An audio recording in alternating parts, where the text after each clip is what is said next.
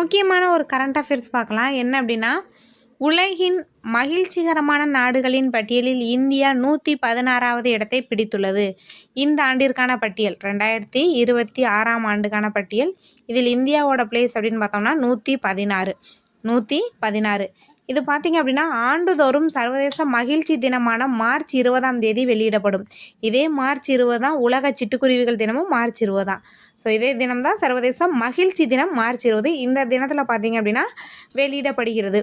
இதில் இந்தியாவோட இடம் 116.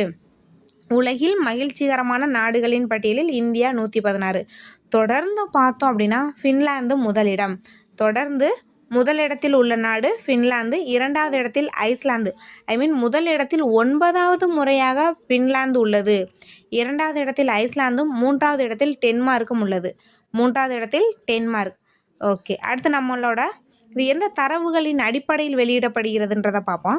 தனிநபர் சராசரி உற்பத்தி, சுதந்திரம், நன்கொடை, ஆரோக்கியமான ஆயுள் காலம், ஊழலற்ற நிர்வாகம் என பல்வேறு காரணிகளின் அடிப்படையில் இந்த தரவு வெளியிடப்படுகிறது. இதில் மொத்த நாடுகள் அப்படின்னு பார்த்தோம்னா 147.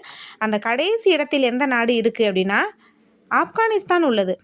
கடைசி இடத்தில் உள்ள நாடு ஆப்கானிஸ்தான் 147வது இடத்தில் உள்ளது. முதலிடத்தில் உள்ள நாடு ஃபின்லாந்து, செகண்ட் இடம் வந்து ஐஸ்லாந்து, 3வது இடம் பார்த்தோம் அப்படின்னா டென்மார்க். 3வது இடம் டென்மார்க். நம்ம இந்தியா 116.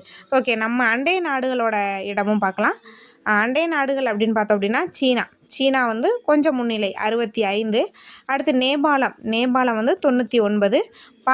பாகிஸ்தான் 114. அதன் பிறகு பார்த்தோன்னா இந்தியா 104 பாகிஸ்தான்.